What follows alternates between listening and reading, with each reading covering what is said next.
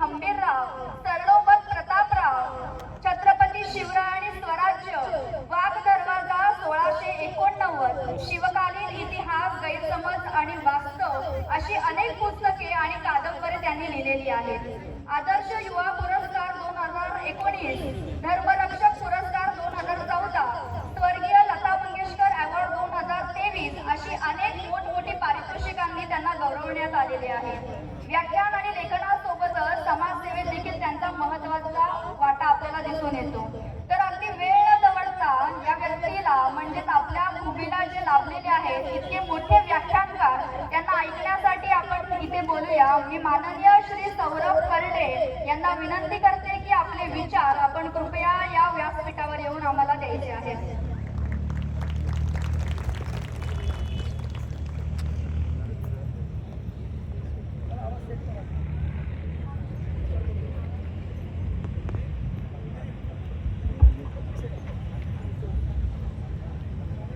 छत्रपती शिवाजी महाराज की धर्मवीर छत्रपती संभाजी महाराज की भारत माता की हिंदू धर्म की जय श्रीराम.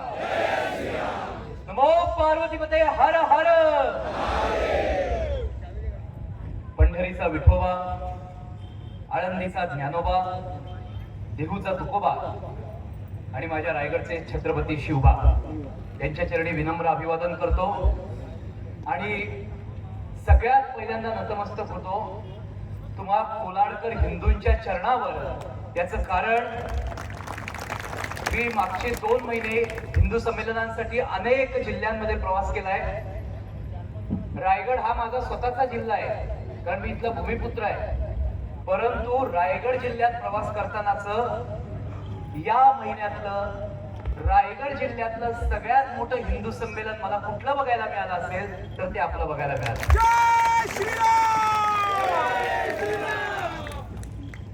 मी गेली अनेक वर्ष या भागात येतोय जातोय. रोह्यामध्ये तर अशी कुठली ग्रामपंचायत राहिली नसेल पलीकडे का जिथे मी बोललेलो नाहीये आणि जिथे मी बोललो नसेल तिथे कीर्तन का होईना वाजवायला आलेलो आहे. परंतु कोलाडमध्ये यावं अशी बऱ्याच वर्षांची इच्छा पुण्यावरनं त्या ठिकाणी जाताना असायची. पुढे जाताना या बाजूला आडवा तिडवा 8 दिशांना मी फिरलेलो इथं.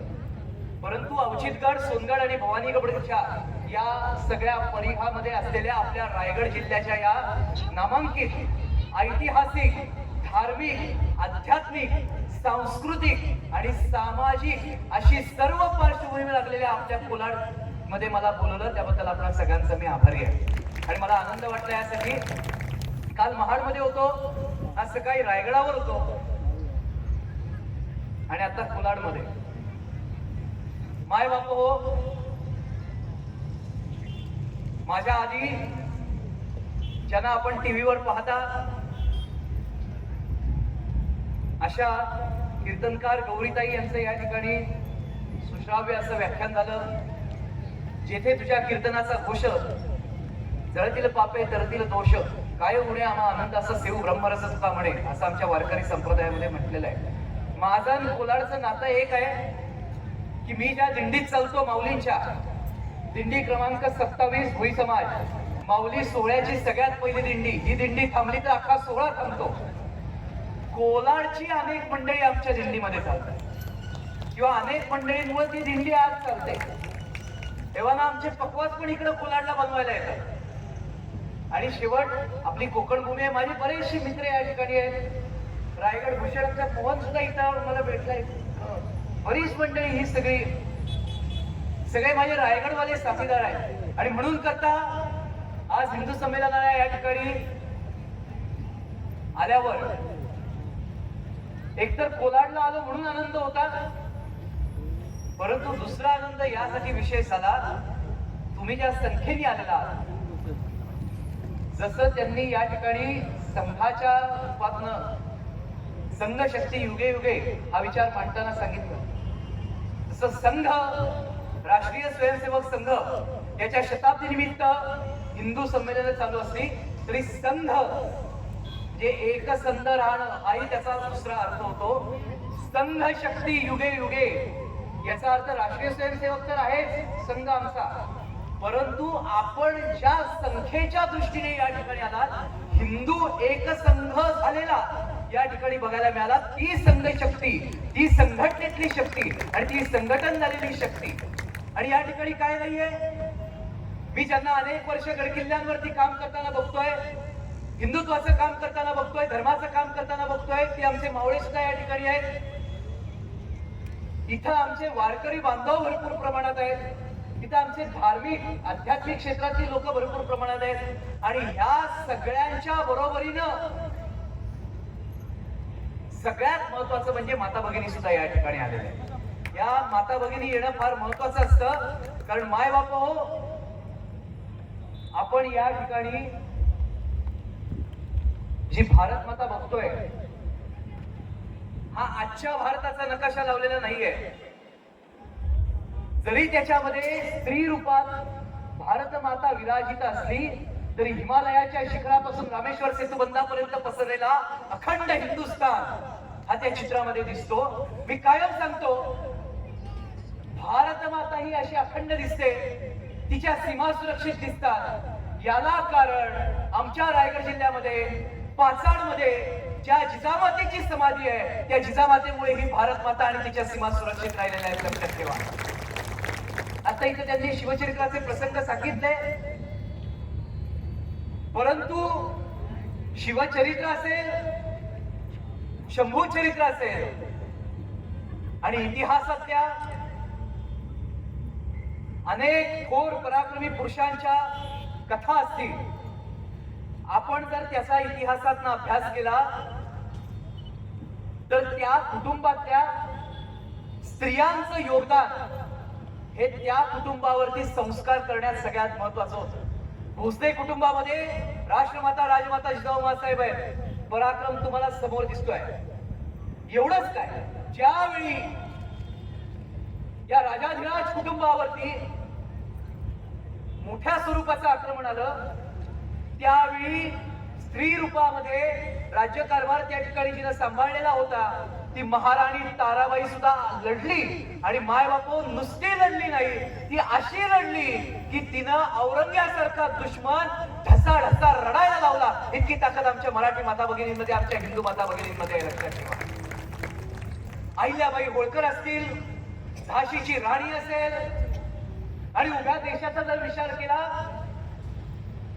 तर चन्नम्मा राणी आहे कित्तूरची, अशा बऱ्याच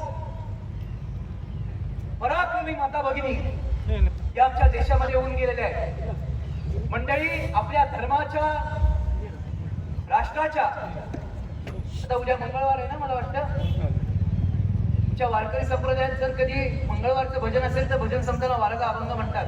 काय म्हटलेलं आहे? अनादि अंबिका भगवती बोधपर्णी घेऊन आती पोत ज्ञानाचा पाजळती, उदो उदो भक्त नाचती गोंधळा येई हो जगदंबे मूळ पिठतो अंबे. अनादि अंबिका भगवती आहे, बरोबर आहे की नाही? त्यामुळे आमचा देश हा स्त्री रूपाला पूजणारा आहे. नवरात्रातले 9 दिवस तो स्त्रीचा उत्सव करणार आहे आणि देशाला सुद्धा भारत माता म्हणणार आहे. त्यामुळे जगाच्या पाठीवर एकमेव असा देश आहे आणि त्या देशातली एकमेव हिंदू परंपरा अशी आहे की जी स्त्रीला पूजायला शिकवते, ती म्हणजे हिंदू धर्मातली परंपरा स्त्री पूजनाची आहे, जी देवीच्या रूपाने गेली अनेक वर्ष आपण पूजत आलेलो. मी नवरात्रात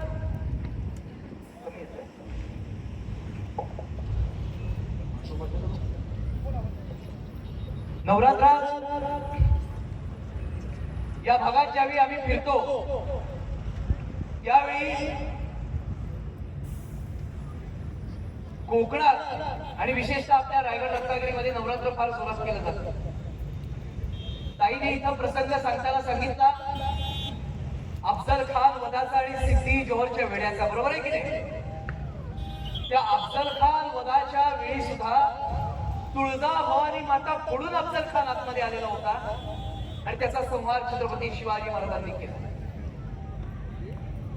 त्यामुळे भारत मातेमध्ये ज्यावेळी आपण हे चित्र पाहतो त्यावेळी तिला पूजण्याची, तिच्यावरती भक्ती करण्याची आणि तिचं महत्व आणि महात्म्य जाणून तिच्यासाठी कार्य करण्याची परंपरा या हिंदू धर्माची आहे. आणि त्या हिंदू धर्माच्या एकत्रीकरणाच्या संमेलनाला आपण सारेजण जमलेले आहोत. मी ज्यावेळी आलो,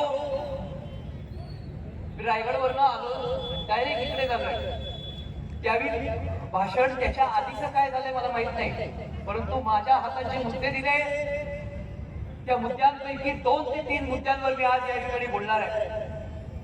मंडळी,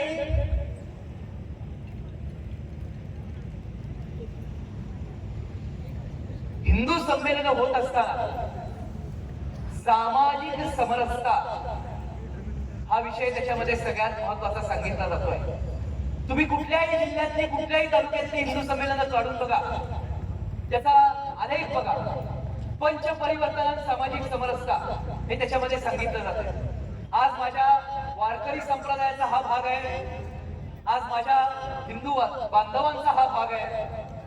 देशासाठी, धर्मासाठी, राष्ट्रासाठी कार्य करणाऱ्या आणि त्या कार्यामध्ये त्यांना घरातून मदत करणाऱ्या माता भगिनींचा हा भाग आहे. आणि म्हणून करता ज्यावेळी हिंदुत्व, धर्मोद्धार, धर्मरक्षण आणि धर्मप्रसारण, धर्मप्रचार आणि धर्मप्रबोधन या विषयाची मांडणी मला करायची आहे, त्याच्या आधी सामाजिक समरसता या विषयावरती मी तुमच्याशी अगदी 5 मिनिटं बोलणारे एक उदाहरण देणार. सामाजिक समरसता हा विषय ज्यावेळी येतो आपल्या हिंदू धर्मामध्ये, अनिष्ट चाली, रीती, परंपरा, रूढी काही वर्षापूर्वीपासून चालत आलेल्या होत्या. त्या परंपरा, त्या रूढी समाजाच्या एकत्रीकरणाला अत्यंत घातक होत्या.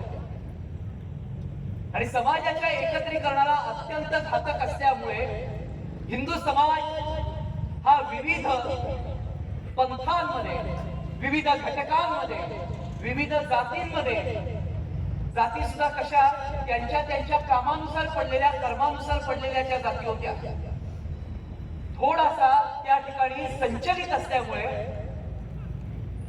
त्या जातीपातींमध्ये भेद लावून पूर्वीपासून काही अनिष्ट रूढी या धर्माला त्रासदायक होत होत्या. म्हणून समाजाला एकत्र घेऊन चालणारी समरसता, त्याला आपण एक गोड नाव दिले, सामाजिक समरसता नावाचं. पण मायबापा हो, मला आज तुम्हाला एक उदाहरण द्यायचं. सामाजिक समरसता वगैरे हे कुठं बाहेर आलेलं नाहीये. मी तुम्हाला सांगतो, आमच्या वारकरी संप्रदायात सामाजिक समरसतेचं इतकं मोठं उदाहरण आहे, डोळ्यामध्ये पाणी येईल असं उदाहरण आहे. आणि ते उदाहरण आहे संत शिरोमणी नामदेव महाराजांचं. मंडळी, सामाजिक समरसता हा शब्द आपण ज्यावेळी वापरतो त्यावेळी त्याच्यामध्ये उदाहरण येतं आमच्या जनाबाईंचं. सामाजिक समरसता हा विषय ज्यावेळी आम्ही मांडतो त्यावेळी इथं बसलेल्या आमच्या हिंदू धर्मातली सगळ्यात मोठी परंपरा असलेल्या वारकरी संप्रदायाच्या लोकांना हे संमेलन संपल्यावर भेटा. आणि मी जे उदाहरण देईन ते उदाहरण त्यांना विचारा खरं आहे की नाही. हिंदू समाज जातीपातीत विभागला असताना 13व्या शतकामध्ये एक घटना घडलेली आहे. मगाशी सांगितलं तसं हिमालयाच्या शिखरापासून रामेश्वर सेतू बंधापर्यंत आणि तिकडे पलीकडे असलेल्या वाळवंटापासून ते बंग प्रांतापर्यंत पसरलेला हा हिंदुस्थान, खैबर खिंड नावाची एक खिंड तिथं पलीकडे होती. त्या खैबर खिंडीतनं इस्लामी आक्रमण इकडे यायला लागलं आणि त्यांनी येतात केवळ राजकीय विस्तार न करता धार्मिक अतिक्रमण करून या देशात असलेल्या स्थावर सत्तांना, स्थावर क्रमाला त्रास द्यायला सुरुवात केली. अशा वेळी तुमच्या माझ्या या महाराष्ट्रामध्ये, त्यावेळी महाराष्ट्र हे वेगळं राष्ट्र नव्हतं, याला म्हणण्याला महाराष्ट्र, दख्खनचं पठार म्हटलं जायचं. आणि आपण दख्खनच्या पठारावरची सह्याद्रीतली माणसं किंवा कोकणातली. पण या महाराष्ट्रामध्ये एक महान व्यक्तिमत्व राहत होतं. आमच्या संत परंपरेचा शिरोमणी त्याला म्हटलेला आहे, ते संत नामदेव महाराज. नामदेव महाराजांनी स्वतःच्या उभ्या आयुष्यामध्ये 3 वेळा भारत भ्रमण केलेलं आहे. भारत भ्रमण करणं सोपं नाही. मी कालपासून महाड रायगड पर्यंत दक्षिणा रायगड कोलाड ते मधलं सगळं निजामपूर वगैरे मार्गे आलो. इथं मानेचं भरीत चाललंय माझ्या सगळ्या सुखसोयी असताना. मंडळी आज इथं रोह्यावरनं कोलाडवरनं मुंबईला जायचं झालं गोव्याला जायचं झालं तरी सुद्धा प्रवासाची साधनं आज नीट नाही आहे. स्वतःची गाडी असली तरी कुठं काय होईल सांगता येत नाही. नामदेव महाराजांनी 13व्या शतकात उभ्या भारतवर्षामध्ये काश्मीर ते कन्याकुमारी अटक ते कटार तंजावर ते पेशावर पसरलेल्या हिंदू समाजाला एक करण्यासाठी त्यांच्यामध्ये भक्तिभाव निर्माण करण्यासाठी. आणि भक्तिभावच का मला अनेक जण याचा प्रश्न याचं उत्तर विचारतात. काय दर 2 मिनिटांनी टाळ्या घेणारं भाषण मी करू शकतो थोड्या वेळाने ते चालूच होईल.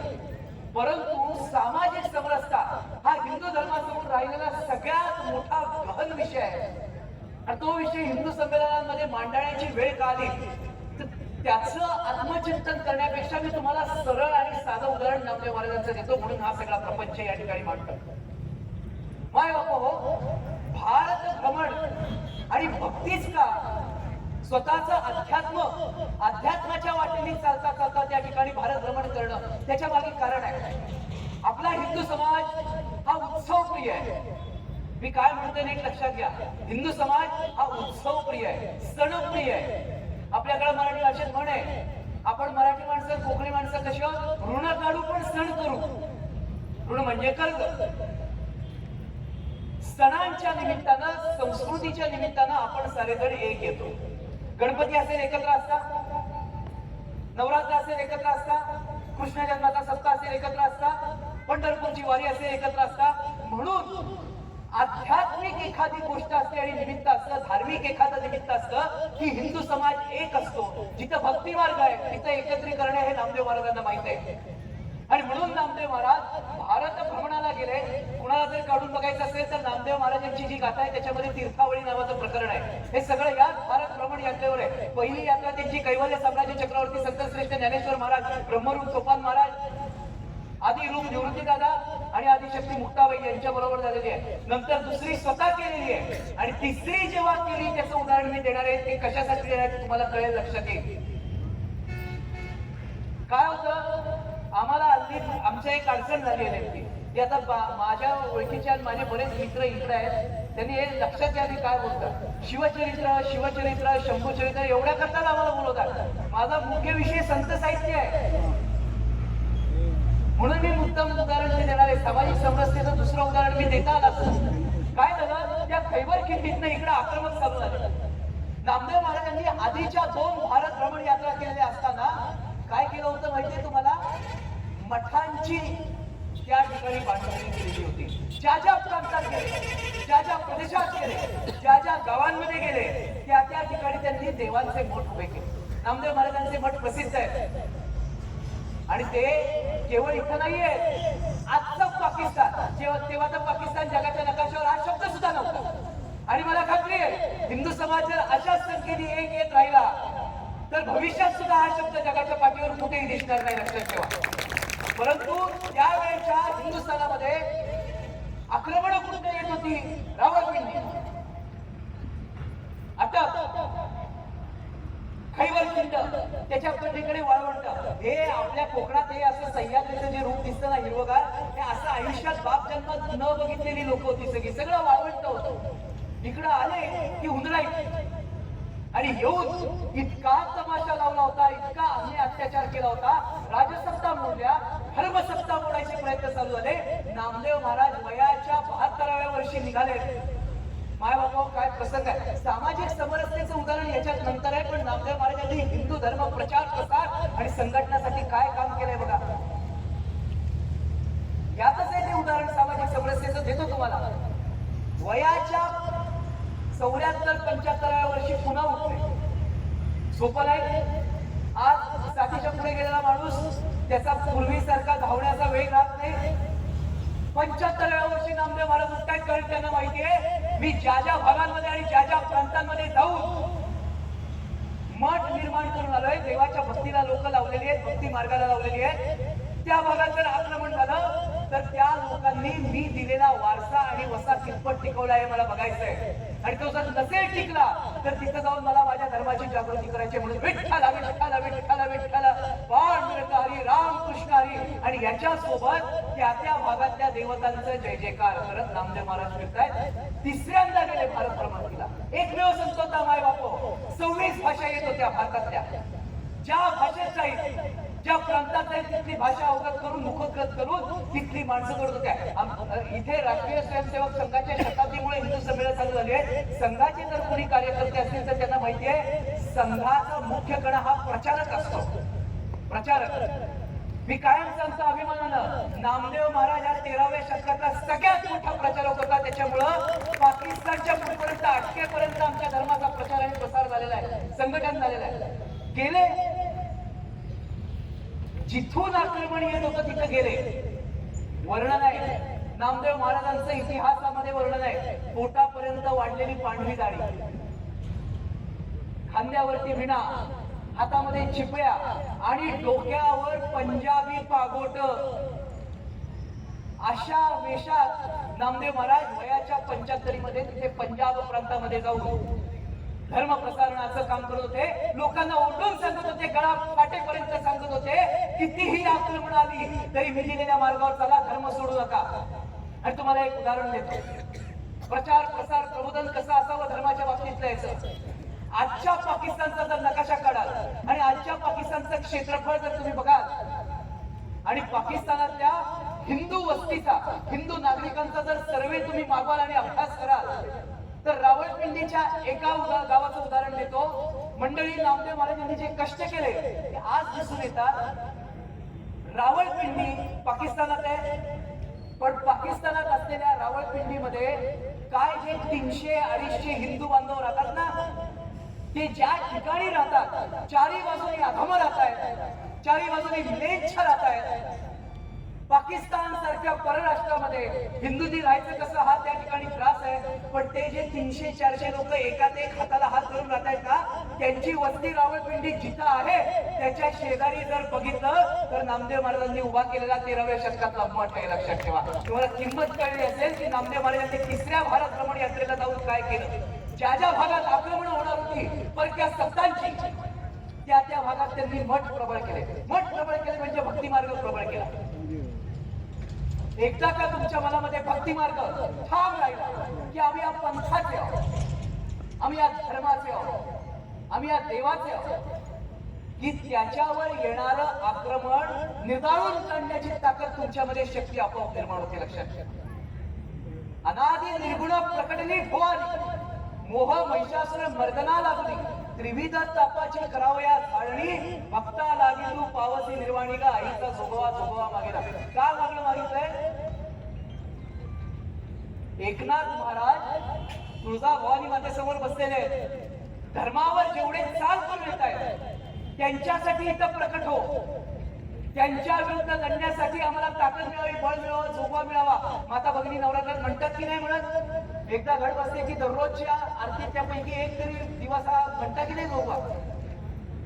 नामदेव महाराज समाध्याय चळवळीचे जो करीत आहे परंतु तिथे भगवंताचे अधिष्ठान पाहिजे असं भगवंताचं अधिष्ठान निर्माण केलं भारतवर्षामध्ये आणि परत आले. वय वर्ष झालं होतं 78. सामाजिक समरसता सामाजिक समरसता सामाजिक समरसता असा प्रसंग जो होता ना तो इथे आहे. लक्षात घ्या. काय झालं होतं काही वर्षांपूर्वी ताईजींना आल्या होत्या. आता हे आमचं पंढरपूर. पंढरपूर या 5 अक्षरी शब्दाचं जर वर्णन करायचं झालं तर सौरभ करण्याला 2 तास कमी पडतो. आठवड्यावर यावं लागेल. त्याच्यावर प्रवचन करेन, कीर्तन करेन, भाषण करेन, व्याख्यान करेन. इतकं महात्म्य आहे पंढरीचं. हे जे येतात आमचे वारकरी बांधव माता भगिनी असतील, वारकरी असतील त्यांना विचारा कधीतरी आषाढी कार्तिकी भक्तजन येते चंद्रभागे मध्ये स्नानाची करते. हे आरती म्हणतो आपण परंतु फार वेगळं. देशामध्ये महाराष्ट्रातलं हे एकमेव तीर्थस्थान आहे जी एवढं प्रसिद्ध आहे, एवढी मोठी यात्रा भरते. त्या पंढरपुरात एक प्रकार घडला होता जो या सामाजिक समरसतेशी निगडीत आहे. कोण आहे पंढरपूरमध्ये. त्या पंढरपुरामध्ये मंदिर आहे. कुणाचं मंदिर आहे मला सांगा?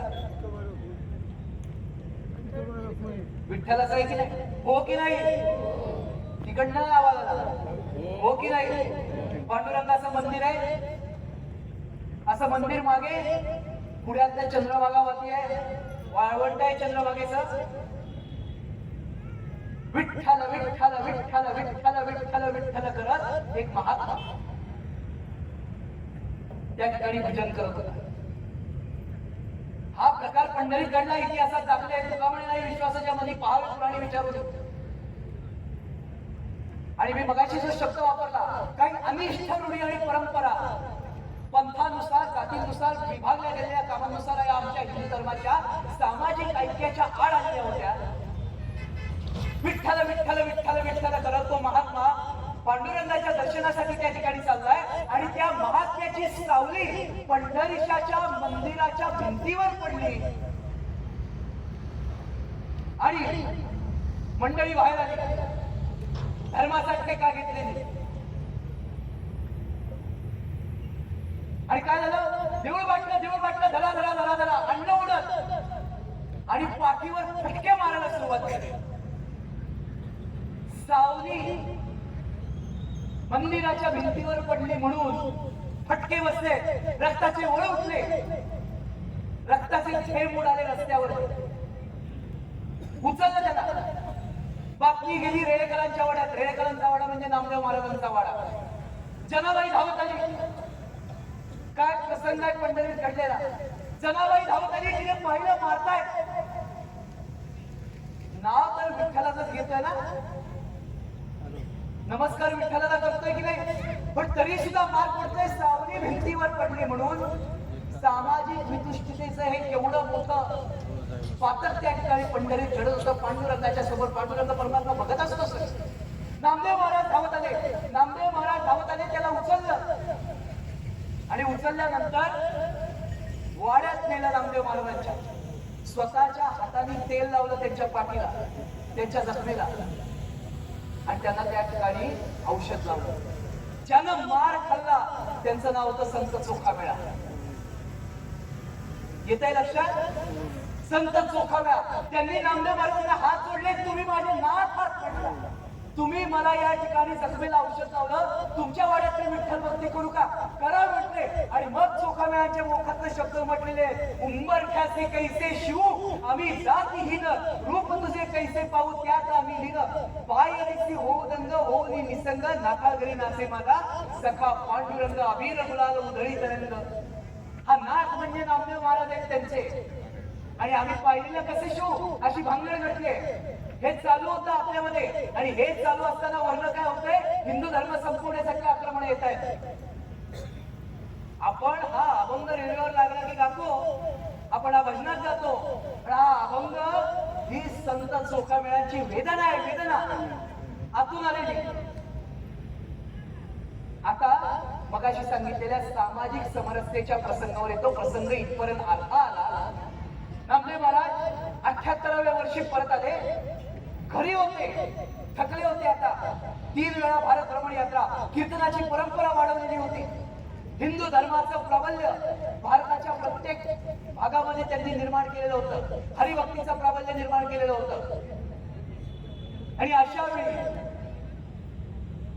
वाड्यामध्ये बसलेले असताना मी काय हो तुम्हाला शिवचरित्राची उदाहरणं देणारच आहे, पण इतक्या मोठ्या प्रमाणात तुम्ही हिंदू समाज जमलाय. सामाजिक समरसता हा मुख्य विषय आहे त्या हिंदू संमेलनांचा. केवढं देखणं उदाहरण आपल्या संत साहित्यामध्ये आहे, घडलेलं आहे. बसले होते नामदेव महाराज वाड्यामध्ये आणि बातमी आली. हरकाला आला धावत धावत धावत आणि म्हटला, महाराज. महाराज म्हणजे नामदेव महाराज. मंगळवेढ्याला ऊस कोसळले आणि त्याच्या खाली कारागीर सापडले. त्या चोखामेळा आहे. मंगळवेढ्याला गावाचं ऊस बांधण्याचं काम चालू होतं. कारागीर भरून नेले होते नायब तहसीलदाराने. मुघाला वरनं अंमल चालू झाला होता सगळा तोपर्यंत. आणि ऊस बांधता बांधता कोसळलं. खाड खाड खाड खाड काड काड आवाज आला आणि गावाच्या ऊसाचं काम करणारे जेवढे कारागीर होते ना, त्या नायब तहसीलदारांना लक्षही दिलं नाही. म्हणजे मग ते त्यांना 4-4, 5-5 दिवस निघून गेले. त्यावेळी गिधाडो, कोल्ही, कुत्री जमली तिथं. पडलेल्या मुर्द्यांवरती तुटून पडले. नामदेव महाराज उठले, धावत निघाले आणि त्यांना दुसरी बातमी आली, महाराज अडकलेल्या लोकांमध्ये चोखामेळा सुद्धा आहेत आणि ते गेले. नामदेव महाराजांचं मन अस्वस्थ, हृदय कापायला लागलं. पांडुरंगाला स्मरण केलं, धावा केला. पांडुरंगा, माझ्या चोखोबा रायाला का असं मरण दिलंय? नामदेव महाराजांची पावलं वेगानं पडायला लागली. सामाजिक विषमतेमुळे चोखोबारायांना आयुष्यभर पांडुरंगाचं दर्शन घेता आलं नव्हतं. पण आपण ही सुद्धा गोष्ट लक्षात घेतली पाहिजे, चोखोबाराय इतके संत श्रेष्ठ होते की त्यांनी या विषमतेला कंटाळून कधीही धर्मांतर केलं नाही. शेवटपर्यंत हिंदू धर्मामध्ये राहिलेले होते. शेवटपर्यंत त्यांनी विठ्ठल भक्ती सोडली नाही. शेवटपर्यंत आपल्यासोबत होते. शेवटपर्यंत पांडुरंग परमात्म्याच्या भक्तीमध्ये होते. नामदेव महाराज धावतात. आता चोखोबाला ओळखायचं कसं? पांडुरंगाला त्या ठिकाणी गाणं लागलं.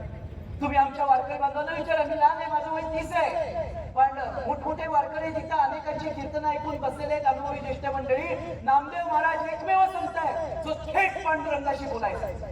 बरोबर आहे की नाही?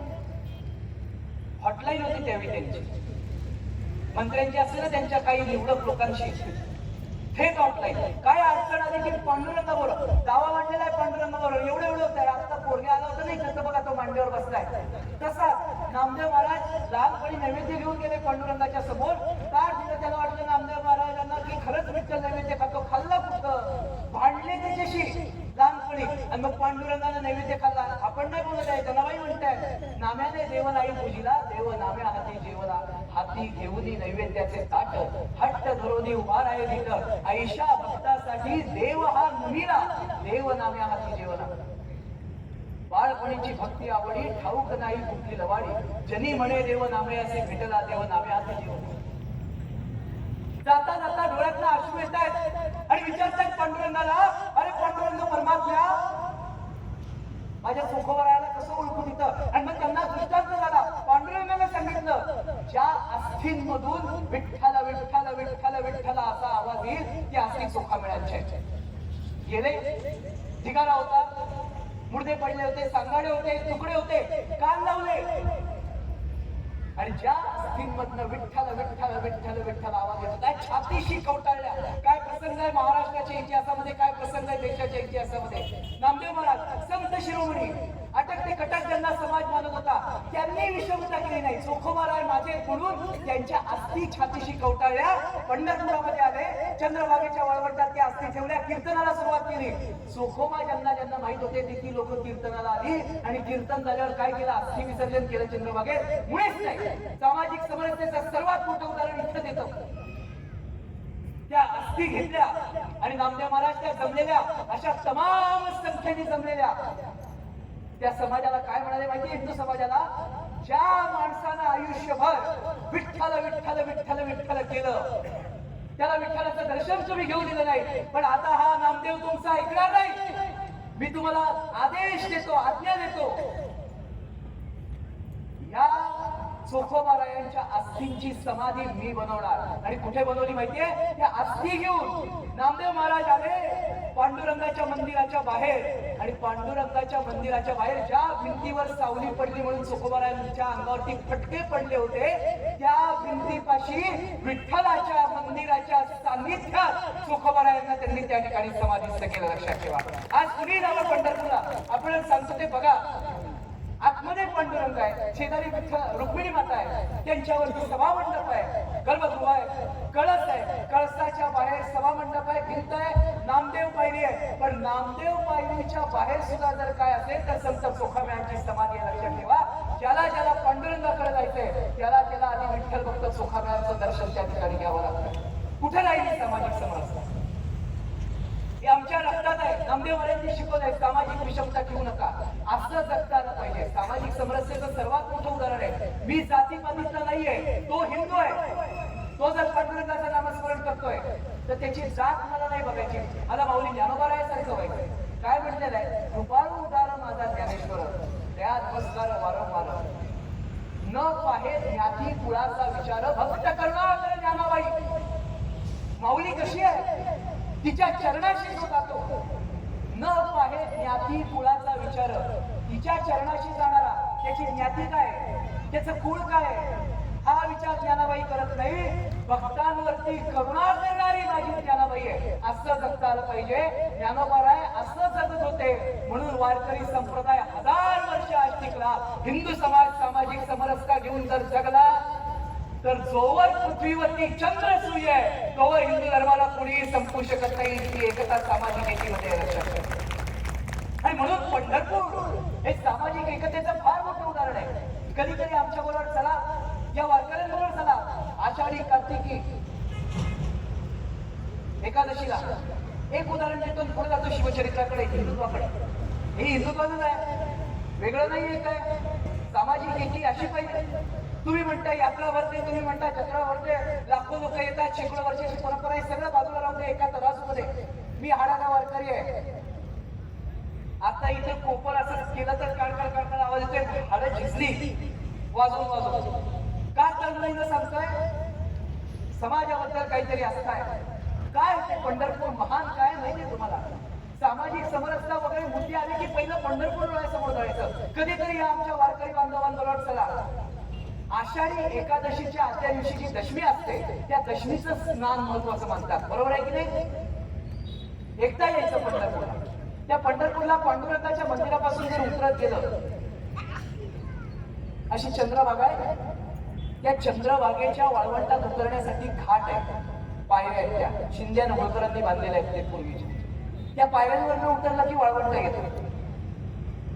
मंडळी, दशमीच्या दिवशी त्या पायरीवर थांबायचं, खाली नाही जायचं. तुम्ही या बघायला काय वाटतं तिथं. दशमीच्या दिवशी जर भल्या पहाटे तुम्ही त्या चंद्रभागेच्या वाळवंटात पायरीवर बघून खाली बघा, इथपासून इथपर्यंत एवढी नजर जाईल तेवढी चंद्रभागा वाहते. पण चंद्रभागेच्या तीरावर त्या पाण्यामध्ये लाखो वारकरी त्या ठिकाणी असे छोटे छोटे छोटे छोटे आपल्याला दिसतात. काय करत असतात? एक जण पाणी घेतो उंजळीत, दुसऱ्याच्या अंगावर टाकतो, माऊली स्नान करा. माता भगिनी उंजळीत पाणी घेते, माऊली स्नान करा, मुक्ताबाई स्नान करा, असं म्हणता की नाही? मी त्याच्यात काय बघितलं माहितीये तुम्हाला? का पंढरपूरचं महात्म्य आणि महत्व वेगळं आहे. हा या चंद्रभागेची ओंजळ उचलून ते पवित्र तीर्थ चंद्रभागेकरिता स्नान तुझे दोष पळती रांगवाण्यापर्यंत पंढरीचे जाय एका वेळ मग तू अवकाची सुरूप होशी. हे पवित्र तीर्थ दुसऱ्याच्या अंगावर ज्यावेळी टाकतो आणि म्हणतो माऊली स्नान करा, त्यावेळी ते तीर्थ त्याच्या अंगावर टाकताना, ते पाणी त्याच्या अंगावर टाकताना त्या वारकऱ्याला माहित नसतं हा साळी आहे, हा कुष्टी आहे, हा सांबार आहे, हा कुंभार आहे का, हा लोहार आहे का, हा मराठा आहे का, हा ब्राह्मण आहे. त्याला माहिती आहे हा माझ्या चंद्रभागेच्या वाळवंटात स्नान करणारा माझ्या हिंदू धर्मातला वारकरी आहे, तो माझा आहे. काय सुंदर वर्णन केलं आमच्या संतांनी. वर्णा अभिमान विसरली ज्ञाती, एक एका लागतील पायरे, खेळ मांडीला वाळवंटी ठाई, नाचती वैष्णव पायरे. म्हणून सामाजिक समरसता ही अशी कथा संतांनी जपली, म्हणून संत परंपरा टिकली. आज 21व्या शतकामध्ये हिंदू समाज एवढ्या मोठ्या प्रमाणात जगभरामध्ये पसरलेला आहे. त्याच्यावर कोणती आक्रमण येऊ नये असं वाटत असेल तर सामाजिक समरसता जपली पाहिजे. जाती विसरा. कागदावर जात तुम्ही लावताय, तर तो माणूस आपला आहे, तो माझा आहे. ज्यावेळी जातपात विसरून अवघा हिंदू समाज एक होईल, सामाजिक समरसता त्या ठिकाणी आपल्या वेळेला सुरुवात होईल. इंग्लिश भाषेत पण सांगायचं झालं आजच्या या दिवसापासून सुरुवात आहे. आणि म्हणून करता धर्म एक व्हावा, मजबूत व्हावा वाटत असेल तर हे उदाहरण डोळ्यासमोर ठेवा, नामदेव महाराजांचं, पंढरीच्या पांडुरंगाचं. आता दुसरा मुद्दा आहे छत्रपती शिवाजी महाराज. आपण भाग्यवान आहोत. मी कायम सांगतो, कुणाला काय म्हणायचं ते म्हणू दे. या ठिकाणी प्रभू श्रीरामचंद्र आहे, या ठिकाणी भारत माता आहे आणि इथे छत्रपती शिवाजी महाराज आहे. हे प्रभू श्रीरामचंद्र आणि भारत माता यांची चित्र आणि मूर्ती आपल्याला बघायला मिळते. याचं कारण छत्रपती शिवाजी महाराज आहेत, लक्षात ठेवा. कवी भूषणानं फार काय सुंदर म्हटलेलं आहे, काशी की कला जाती मथुरा मस्जिद बनती, अगर शिवाजी न होते तो सुन्नत सबकी होती. अरे नशीब कवी भूषण आज नव्हता, नाहीतर आज त्याच्यावर 295 153 कलम अबकडा असं काहीतरी टाकलं असतं लोक. अवघड आहे.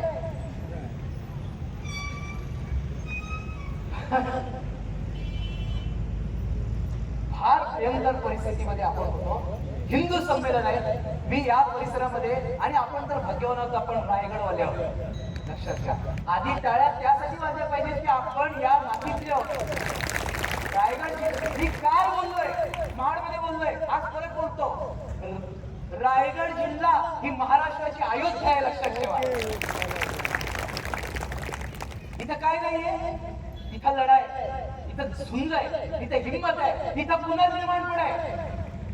स्वराज्याचा आणि हिंदुत्वाचा भगवा ध्वज देशात अभिमानानं कुठनं दिसला असेल तर तो रायगड जिल्ह्यातनं दिसलेला आहे. किल्ले रायगडावरून दिसलेला आहे, छत्रपती शिवाजी महाराजांच्या राजधानीतून दिसलेला आहे. आणि हे जे भोवतीचे आसपासचे किल्ले आहेत ना, हे त्या राजधानीचं रक्षण करत असे. जशी शिवाजी महाराजांच्या भोवती तानाजी बाजी, येसाजी, मुरारबाजी होते ना, तसे हिंदवी स्वराज्याच्या राजधानीचं काळीच सांभाळण्यासाठी या सगळ्या परिसरातले रायगड जिल्ह्यातले किल्ले होते. तुमचे माझे बापजादे मेले तेच मुळात कुठल्या विकाराने नाही मेले, स्वराज्याच्या रक्षणासाठी मेले. ही 13 पिढ्यापूर्वीची नोंद आहे तुमच्या माझ्या बापजाद्यांची. इतकी पवित्र भूमी आणि इतकी पवित्र पार्श्वभूमी तुम्हाला आम्हाला. खऱ्या अर्थानं भक्ती शक्तीचा संगम जर कुठे असेल तर आळंदी आणि देहू नंतर तो संगम रायगड जिल्हा आहे, लक्षात ठेवा. सांस्कृतिक, आध्यात्मिक, धार्मिक, सामाजिक सर्व दृष्ट्या रायगड जिल्हा संपन्न आहे. आणि म्हणून करता हिंदू धर्माच्या बाबतीमध्ये त्यावेळी अशी विराट हिंदू संमेलन होतात, मोठी हिंदू संमेलन होतात, सकल हिंदू संमेलन होतात, संघटित होतात हिंदू. यावेळी त्यातल्या त्यात आपण विशेष आहोत की आपण रायगडवाले. आपल्याकडे धर्मरक्षणाची, मी मगाशीच बोललो, दर 2 वाक्यांनी टाळी घ्यायचं भाषण नंतर करीन तो प्रसंग झाल्यावर, बरोबर आहे की नाही. आपण विसरत नाही कुठली गोष्ट, पण हिंदू धर्माची खरी ताकद आपण सगळ्यांनी छत्रपती शिवाजी महाराज असताना अनुभवली. 2 उदाहरणं देतो तुम्हाला. ताई मला वाटतं लवजी यादवर बोलल्या त्या ठिकाणी. मागचं वर्ष हे पुनर्निर्माणाचं वर्ष होतं. पुनर्निर्माणाचं वर्ष म्हणजे काय, या ठिकाणी हे जे आमचे प्रभू श्रीरामचंद्र आहेत, हे ते इथं मंदिर पण त्यांनी दाखवलेलं आहे. या परक्या आलेल्या कुठल्या तरी बाबरानं त्यांचं ते तिथलं अयोध्येतल्या ठिकाणी विध्वंस केला. ते काय सुंदर चित्र लावलंय खरं तर. तुकोबाराय म्हटले ना, नाही, राम जानकी जीवन राम राजीव रोचन, योग्यांचे निज ध्यान तुका चरण वंदितो. तो प्रभू श्रीरामचंद्र. तुकोबाराय काय म्हणतात परत दुसऱ्या एका बंगात, तुम्ही आणि आम्ही रामाचे राऊत, वीर झुंजार बहुत, मन पवन तुरंग, हाती नामाची फिरंग, टाळविडा घेऊ करी, घाला घालू यमावरी, तुका म्हणे येणे रामा वैकुंठासी जाणे. त्या रामाचे आपण सगळेजण वारसदार आहोत. त्याच्या अयोध्येमध्ये गडबड केली त्या बाबरांनी आणि तिथं तो ढाचा बिचा उभा केला. ते सगळं आधुनिकृत बांधकाम मी माझ्या खास शैलीत आणि खास शब्दात बोललो असतो, पण आयोजकांना आणि तिथं असल्यानंतर जे बाहेर संरक्षण करण्यासाठी थांबलेले आहे, नाही नंतर भानगड नको, काहीतरी बोलणार आहे मी थोड्या वेळाने. पण ते सगळे जे काही ब्रह्मास्त्रे ते राज्याभिषेकासाठी ठेवलेत ना, त्यामुळं तो ढाचा बिचा उभा केला. हिंदू समाज एकवटला. राष्ट्रीय स्वयंसेवक संघ असेल, उपसंस्था असतील सगळ्या मातृसंस्थेच्या, आणि तमाम हिंदू समाज असेल. कार सेवा झाल्या. मंडळी, कार सेवेला गेलेली माणसं परत आली नाहीत. काही शरयू नदीमध्ये त्यांचे मृतदेह गेलेले आहेत. अनेक कार सेवक कुटुंब मी तुम्हाला दाखवू शकतो की रामाच्या मंदिरासाठी लढायला गेलेले कार सेवक त्या ठिकाणी घरी परत आलेले नाहीये. लढा झाला. त्यानंतर आक्रमण केलेला तो जो ढाचा होता तो उद्ध्वस्त झाला. आणि मागच्या वर्षी या राष्ट्रामध्ये हिंदू समाजाच्या ताकदीतनं, हिंदू समाजाच्या योगदानातनं आणि हिंदू समाजाच्या बलिदानातनं जगाला दिसून आलं की पुनर्निर्माण आम्ही करू शकतो, आम्ही राष्ट्र मंदिर पुन्हा उभं करू शकतो. लक्षात ठेवा. म्हणून मागचं वर्ष हे देशभरामध्ये पुनर्निर्माणाचं वर्ष म्हणून साजरं करण्यात आलं. या पुनर्निर्माणाची प्रेरणा कुठली आहे माहितीये तुम्हाला? छत्रपती शिवाजी महाराजांची. शिवाजी महाराज हिंदुत्व आमचे विषय आवडीचे. एक उदाहरण देतो आणि आपण पुढे जाऊ. 9.25 वर्ष झाली, कधी भरकम काटा सरकतो राव सांगता येत नाही. गाडीपेक्षा वेगानं घड्याळ पळतात. आम्ही काय, तुम्ही बोलवला ताई पण लांब जायचं होतं आल्या, मला कोल्हापूरचा फोन आला, रायगड जिल्हा आहे जायचं, 6 दिवस रोज बोलतोय पण आलो. आम्ही काय समय अशी सादर होणारी माणसं का हो? बरोबर आहे, सावताळात काय समय अशी सादर व्हावे, देव ठेवीला तैसे राहावे. आणि पण मंडळी एक उदाहरण, हे जे काही देशभर पुनर्निर्माण वगैरे आहे ना, जो तुमच्या माझ्या अभिमानाचा विषय आहे, त्याची सुरुवात मुळात छत्रपती शिवाजी महाराजांपासून आहे, आपल्या रायगडच्या भूमीत आहे. ज्येष्ठ शुद्ध त्रयोदशी शालिवाहन शके 1596 दिनांक 6 जून 1674 किल्ले रायगडावरती छत्रपती शिवाजी महाराजांना राज्याभिषेक झालेला आहे. आणि राज्याभिषेक झाल्यानंतर महाराज एका मोठ्या मोहिमेला निघाले. ती मोठी मोहीम म्हणजे दक्षिण दिग्विजय. महाराज दक्षिणेत निघाले होते. काय प्रसंग आहे नीट लक्षात घ्या हिंदू बांधवांनी, अभिमानाचा छत्रपती शिवाजी महाराजांनी रचलेला प्रसंग आहे, केलेला प्रसंग आहे, जगलेला प्रसंग. पुनर्निर्माण म्हणजे तरी काय माता भगिनींनो, महाराज निघाले दक्षिणेत जात होते. त्या कोप्पळ जवळ लढाई झाली, पठाणांना ठोकून बिकून काढलं महाराजांनी. हुसेन खान, हसन खान, मियाना बंधू चोपटले. आणि महाराज पुढे जात असताना समेती पेरुमला नावाचं एक ठिकाण त्या ठिकाणी आलं. आजही हे तिथं म्हणजे कोणाला पुरावा जर पाहिजे असेल तर तो पुरावा म्हणून तिकडे जाऊ शकतात. समेती पेरुमला हे विष्णूचं आणि शिवाचं मंदिर होतं. आदिलशहाकडच्या आणि कुतुबशहाकडच्या माजलेल्या मस्तवाल पठाणांनी समेती पेरुमला उद्ध्वस्त केलं होतं. आणि त्या जागी अवैध असं बांधकाम उभं केलं होतं. कसलं असेल ते तुम्ही ओळखून जा. जे जे अयोध्येमध्ये होतं तेच. महाराज त्या ठिकाणी गेले. छत्रपती शिवाजी महाराज आणि शिवरायांना त्या ठिकाणी दिसलं.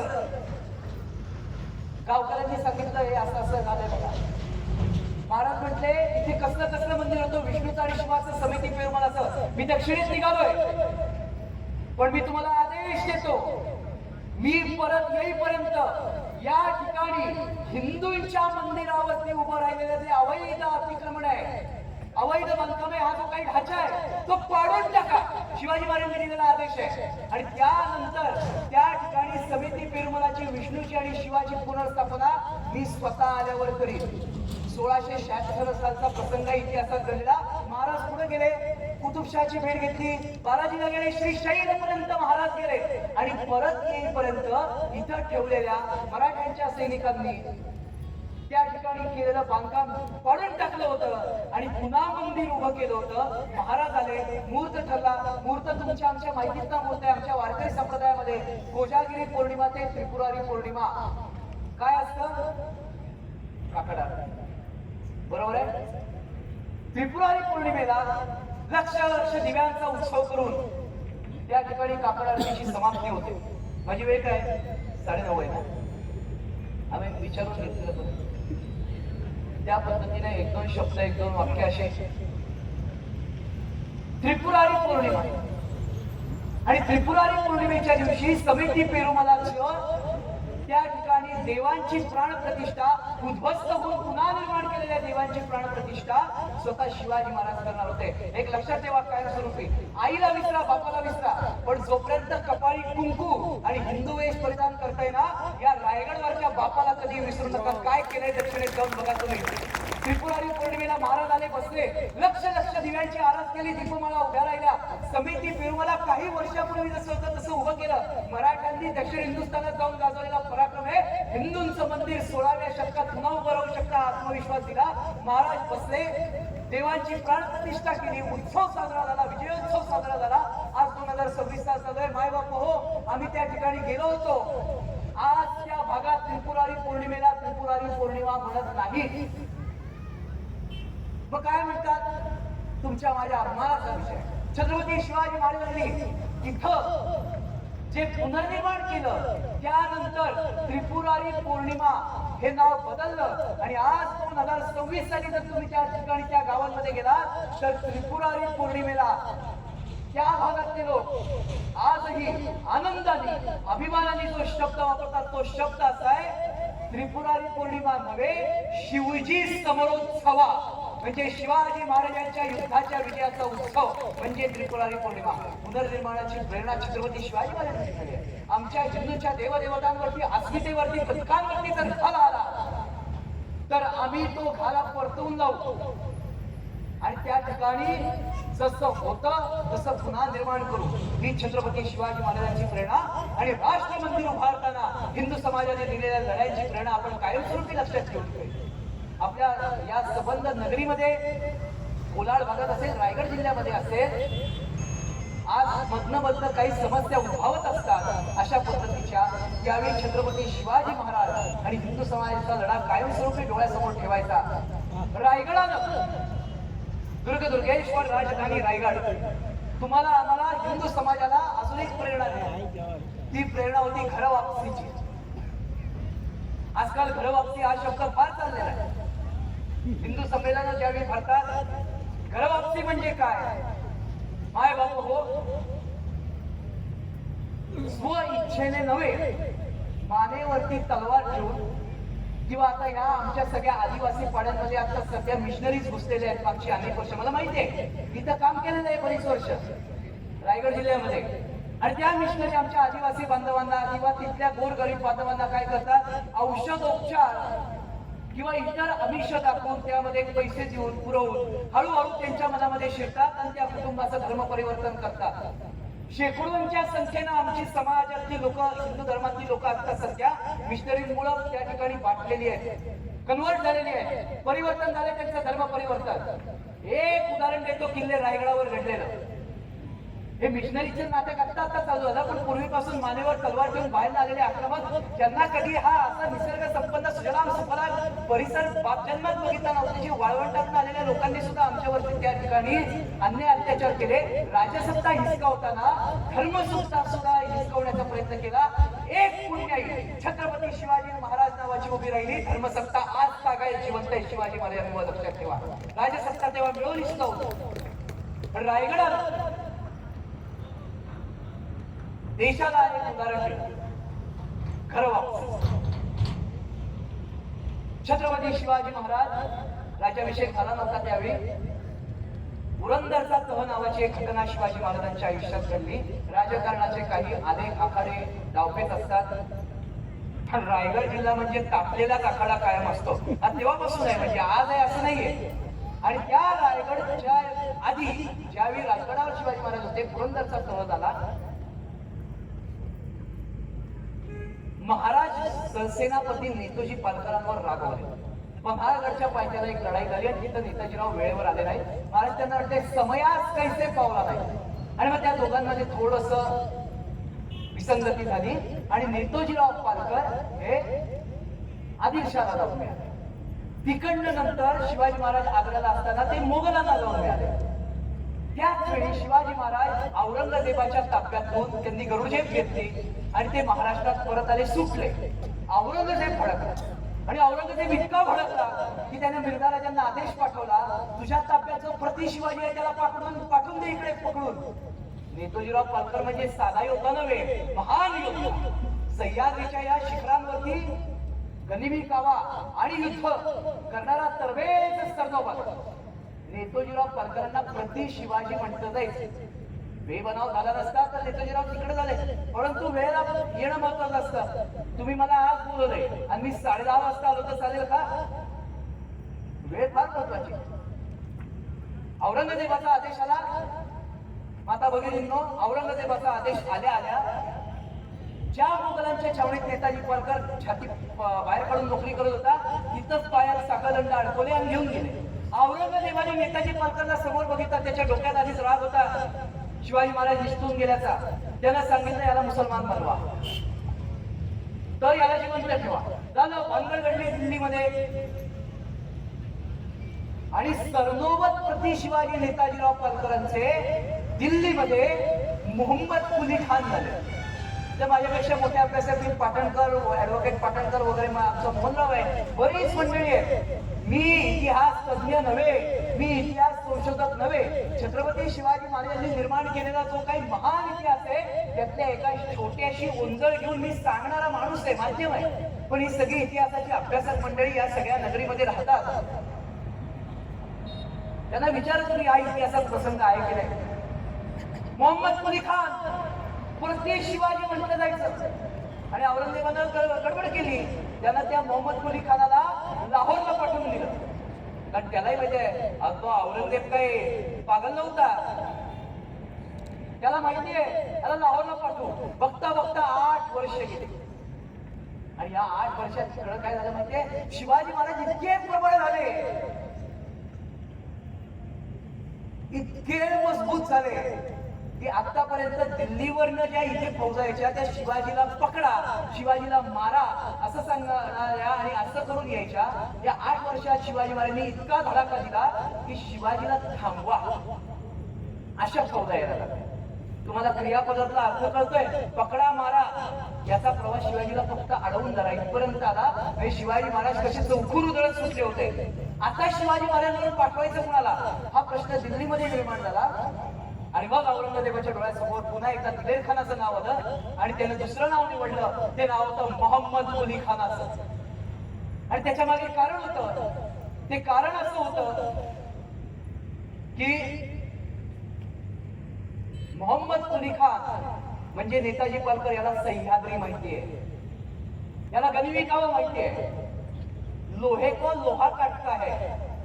तसं शिवाजीची रणनीती ज्याला माहितीये त्यालाच मी शिवाजीवर चालून पाठवतो हे औरंगजेबाने केलं. म्हणून छत्रपती शिवाजी महाराजांवर त्याने चालून पाठवलं दिलेर खान आणि मोहम्मद कुली खान म्हणजे जुने नेताजीराव पालकर. नेताजी आले, मोहम्मद कुली खान लाहोर गाजून आले होते. पण तुम्हाला एक सांगू, या रायगडच्या मातीची आपण जिथे राहतो त्या सह्याद्रीची एक जादू आहे. या डोंगर दऱ्यांमध्ये आला, या निसर्ग संपदेमध्ये आला आणि या परिसरात आला ना माणूस सगळं विसरतो. काय म्हटलेलं आहे, भव्य हिमालय तुमचा आमचा, केवळ माझा सह्यकडा, गौरी शंकर उभ्या जगाचा, पण मनात पूजिन रायगडा, मनात पूजिन रायगडा. त्या रायगडच्या खाली आले नेता मोहम्मद कुली खान. सह्याद्रीत आल्या ते जे काही कुली खान वगैरे आवरण पांघरलं होतं, वरनं दाढी वाढून आला होता इथं पोटापर्यंत, सगळं असं मेणबत्तीतलं मेण वितळतं जसं विटायला सुरुवात झाली. पुन्हा सह्याद्री दिसला. सह्याद्रीच्या गिरी शिखरांवर फडकणारी भगवी निशाण दिसली. आतमध्ये रक्त तर हिंदूंच होतं ना, आतमधनं जाग आली आणि म्हटलं चुकलं आपण, गेलं पाहिजे. कुठे गेलं पाहिजे? रायगडावर गेलं पाहिजे. कोण आहे रायगडात? रायगडावर छत्रपती शिवाजी महाराज आहे. मरण येऊ दे पण शिवरायांच्या पायाशी येऊ दे. मोहम्मद कुली खानानं रातोरात तंबू सोडला आणि रायगडावर आला. रायगडावर बातमी आली मोहम्मद कुली खान आलाय, म्हणजे नेताजी पालकर आले. बघायला ही गर्दी जमली. कोण होतास तू, काय झालास तू, गाणं ना ते लावायचं या सिंगला. नेताजीराव पालकर महाराजांना बघितलं आणि धाडकन पायावर कोसळले. म्हटलं महाराज आम्ही चुकलो, आम्हाला परत घ्या. परत घ्या म्हणजे काय? महाराज औरंगजेबाच्या 4 पावलं पुढे होते. महाराज म्हटले ह्याला नुसता घेतला तर सरदार बनवता येईल, आपले सेनापती होते, नुसता नाही घ्यायचा. महाराज म्हटले हा मोहम्मद कुली खान पुन्हा नेताजी पालकर करून आपल्यात घ्यायचा. महाराजांनी त्या ठिकाणचे जे काय पंडित दानाध्यक्ष त्यांचे सगळे जे भटजी लोक त्या ठिकाणी सगळी गुरुमंडळी होती त्यांना बोलवलं. त्यांना म्हटलं काय करायचं ते करा, कुठला विधी करायचा तो करा, परंतु नेताजी पालकरांचं शुद्धीकरण करा. या मोहम्मद कुली खानाचं हे सगळं रूप काढून टाका आणि त्यांना पुन्हा हिंदू धर्मात घ्या. आणि तुम्हाला सांगतो 16व्या शतकातला सगळ्यात मंगल प्रसंग कुठे घडला? रायगडावर आपल्या घडला. नेताजी पालकर बसले आणि त्यांच्या शुद्धीकरणाला स्वतः शिवाजी महाराज बसलेले आहेत पाटावरती आणि शिवाजी महाराजांच्या हातनं मोहम्मद कुली खान हा पुन्हा एकदा नेताजी पालकर झाला. घर वापसनी झाली. मी कायम अभिमानानं सांगतो 300 पैकी 120 किल्ले मुघलांकडनं घेतले. हा औरंगजेबाचा भौगोलिक पराभव आहे. औरंगजेबाला अनेक ठिकाणी ठेचलं मुघलांना, हा औरंगजेबाचा राजकीय पराभव आहे. पण ज्या दिवशी दुर्गेश्वर राजधानी किल्ले रायगडावर छत्रपती शिवाजी महाराजांनी मोहम्मद कुली खानाला पुन्हा नेताजी पालकर करून घेतलं, त्या क्षणी त्यांनी औरंगजेबाचा धार्मिक पराभव सुद्धा या हिंदुस्थानच्या मातीमध्ये करून टाकला. लक्षात ठेवा. शिवाजी महाराज असे धर्मरक्षक होते, धर्मप्रेमी होते. आणि म्हणून तर आपल्याकडे काय सांगितलेलं आहे, आपुल्या हिता असे जो जागता धन्य माता पिता तयाची कुळी कन्यापुत्र असतीजे सात्विक तयाचा रिक वाटे देवा. कुळी कन्यापुत्र असतीजे सात्विक तयाचा रिक वाटे देवा. म्हणून महाराज असे होते, म्हणून महाराजांच्या राज्य रक्षक छत्रपती संभाजी महाराज निर्माण झाले, स्वराज्य रक्षक राजाराम महाराज निर्माण झाले, ताराबाई निर्माण झाल्या. या मातीत तुमचे माझे बापजादे असे लढवय्ये होते, म्हणून धर्माचं, राष्ट्राचं, समाजाचं, माता भगिनींचं रक्षण करणारे संताजी, धनाजी, मायना भंडारी, कान्होजी आंग्रे ही सगळी मंडळी या ठिकाणी निर्माण झाली. म्हणून करता बांधवांनो, आज विराट हिंदू संमेलन 9:30 वाजता मी बरोबर या ठिकाणी तिन्ही प्रसंग संपवलेला. काय मला काय अडचण नाही, परंतु मंडळी 5-5 वाजल्यापासून उन्हाची थांबलेली असतात. आपण किती काळ तो परीक्षा बघायची हे असतं. आणि चिठ्ठीच्या बाबतीत सौरभ करणे आज सगळ्यात नॉट आउट आहे. लक्षात ठेवा, आपल्याला चिठ्ठी बिठ्ठी कधी येत नाही. आणि म्हणून एक लक्षात ठेवायचं, हिंदू संमेलनाच्या दिवशी मनामध्ये एक गोष्ट सामाजिक समरसता वाढवायची. आपण आपल्या बांधवाला जवळ करायचं, महाराजांचा आदर्श ठेवायचा. आणि या तालुक्यामध्ये, या जिल्ह्यामध्ये धर्मरक्षणाचं काम करणारी जी आमची सगळी मंडळी आहेत, मग त्याच्यामध्ये आमचे छावावाले असतील, आमचे शिवप्रतिष्ठानवाले असतील, सगळ्या संघटना, विश्व हिंदू परिषदवाले असतील, बजरंग दलवाले असतील, आमचे वारकरी असतील, अहो एवढंच काय, सगळं सोडा. घरटी असलेला हिंदू बांधव असेल, संघाची मंडळी असतील, कुणी असतील, जो धर्माचं काम करतोय तुमच्याकडे बघून बोलणार नाही, त्यांच्याकडे बघून बोलणार आहे. तुम्ही माता भगिनीचा शिवाजी महाराज घडले याचं कारण मासाहेब जिजाऊ आहे, संभाजी महाराज धर्मासाठी घडले याचं कारण मासाहेब जिजाऊ आहे. संस्कार महत्वाचे असतात, ते स्त्रीनं द्यावे लागतात, ते आईनं द्यावे लागतात. ही मंडळी धर्माचं काम करायला जर घराबाहेर पडत असतील तर उगाच त्यांना टोमणे बिमणे मारत बसू नका. त्यांचं खाण्यापिण्याचे एवढे घास वसा खायला घालते तरी जाते तिथं घरचं खायचं, लष्कराच्या भाकऱ्या वागायच्या असं काय ऐकू नका. त्यांच्या पाठीवर थाप द्या. त्यांना सरकार गोरक्षण करण्यासाठी पगार देत नाही, त्यांना लव जिहाद मध्ये अडकवलेली माता भगिनी सोडवण्यासाठी त्यांना कुठलं मेडल मिळत नाही. स्वतःचे प्राण धोक्यात घालून बाजी प्रभूला, मुलाजी प्रभूला, मुरारबाजीला आदर्श ठेवून ते लढतात. त्यांच्या पाठीवर आयुष्यात येतात. पण आज जर लव जिहाद मधली पोरगी वाचवलीस ना, उद्या अजून एकदा वाचवणार. असं जर फक्त एकदा का घरातली माता म्हणाली ना, तुम्हाला सांगतो रायगड जिल्ह्यातलं लव जिहाद पुढच्या 3 वर्षात बंद होऊन जाईल. एवढी ताकद घरच्या संस्कारांमध्ये आहे, एवढी ताकद घरच्या पाठिंब्यांमध्ये आहे. आणि म्हणून हिंदू संमेलनाच्या दिवशी माता भगिनी राष्ट्रमाता, राजमाता जिजाऊंचा, येसुबाईंचा, ताराबाईंचा, जनाबाईचा, मुक्ताबाईचा आदर्श घ्यावा. आणि तुम्ही आणि आम्ही हिंदू समाजानं या ठिकाणी संत शिरोमणी नामदेव महाराज, कैवल्य साम्राज्य चक्रवर्ती संत श्रेष्ठ ज्ञानेश्वर महाराज, शांती ब्रह्म एकनाथ महाराज, समर्थ रामदास स्वामी, संतांना जातीपातीच्या चष्म्यातनं बघणं बंद केलं पाहिजे. संतांना जात नसते, संतांना असतो संस्कार, आणि तो संस्कार धर्म जिवंत ठेवतो. लक्षात ठेवा. समर्थ रामदास स्वामी असतील, जगद्गुरु संत श्रेष्ठ तुकाराम महाराज असतील, या सगळ्यांचा आदर्श ठेवून जगा. कवी भूषणानं फार सुंदर म्हटलेलं आहे, छत्रपती शिवाजी महाराजांनी धर्माचं रक्षण केलं, हिंदुत्वाचं रक्षण केलं. याचा पुरावा अनेक जण मागतात, पण फार सुंदर त्याचं वर्णन आहे. राखी हिंदुवान तो तिलक राखो, स्मृती पुराण राखो, वेद राखी विधि में राखी रजपुती, राजधानी राखी राजनकी, धारा में धर्म राखो, गुण राखो दुनि में, साही के सपूत शिवराज शमशेर तेरी, दिल्ली जनता के दिवाला राखी दुनि में, भूषण फलत जिती हत्त मला हट्ट नकी, देश देश कीर्ती बखानी तव सुनि में, साची चतुर रंगवीर रंग में तू रंग चढ़ी सारे शिवाजी जंग जितना चलता है, भूषण फलत नाद बिहान गारन के नदीन बज गए रन के चलता है, पहले खायला खाला में गायला गजब की खायला पायला सैव मुस्का लगता है, तारा सुतारानी धुनी धारा में लगत जीवी, धारा धारा पारा पारा वारियो हालत है, भूषण फलत भाग्य काशीपति विश्वनाथ, और कौन गिनती में भूली गई भवती, शिवराज तेरे दास, दिल्ली भई भूकंप, थर थर थर थर कांपती है विलायती इस्लाम की, काशी ऊंची करार जाती, मथुरा मस्जिद बनती, अगर शिवाजी न होते तो सुन्नत होती सबकी, सुन्नत होती सबकी, सुन्नत होती सबकी. अशा छत्रपती शिवाजी महाराजांना आदर्श मानूया आणि या ठिकाणी जाऊया. कोलाड नगरीमध्ये मला बोलवलं त्याबद्दल आपल्या सगळ्यांचे मी आभार मानतो. आणि पुन्हा एकदा पंढरीचा विठोबा, आळंदीचा ज्ञानोबा, देहूचा तुकोबा आणि माझ्या रायगडचा शिवबा यांच्या चरणी नतमस्तक हो. तुम्हाला उदंड यश प्राप्ती हो, उदंड आयुष्य लाभो आणि माता भगिनींना आनंदी संसार लाभो अशी प्रार्थना या ठिकाणी करतो आणि थांबतो. जय हिंद, जय भारत, रामकृष्ण हरी. कृपया सगळ्यांनी बसून घ्या. आपल्याला आत्ताच हिंदू धर्माचे संस्कार काय असतात हे सांगण्यात आलेलं आहे. कृपया आपण आपले संस्कार विसरू नये आणि कृपया आपल्या जागेवर बसून घ्या. घ्या, कार्यक्रम अजून संपलेला नाहीये. तुमची फक्त शेवटची 15 मिनिटं आम्ही घेतोय. खऱ्या अर्थानं आज तुम्ही इथे आमच्यासाठी आलात आणि आम्हाला मार्गदर्शन केलं. म्हणजे धर्माचा प्रचार प्रसार आणि प्रबोधन कसं करावं याची अगदी सखोल आणि अभ्यासपूर्ण माहिती आम्हाला दिली. हा बॅनर आमच्यासाठी फक्त बघण्यासाठी होता, पण त्या बॅनरवरची प्रत्येक बाजू, प्रत्येक कोपरा हा इतका बारकाईनं आम्हाला सांगितला गेला. खरंच इतके ज्ञानी व्यक्तिमत्व आमच्या आज कोलाड पंचक्रोशीला लाभलं आणि त्यांना ऐकण्याची आम्हाला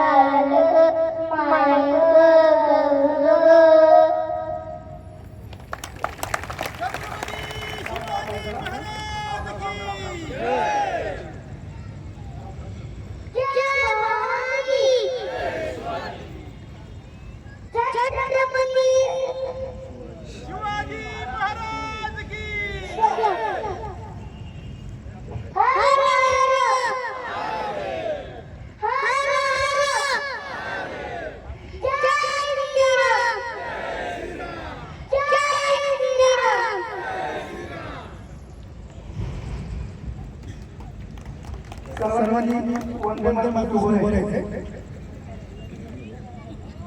पलीकडे जे काम करत आहेत सर्वांनी आपापल्या जागेवर उभं राहायचंय.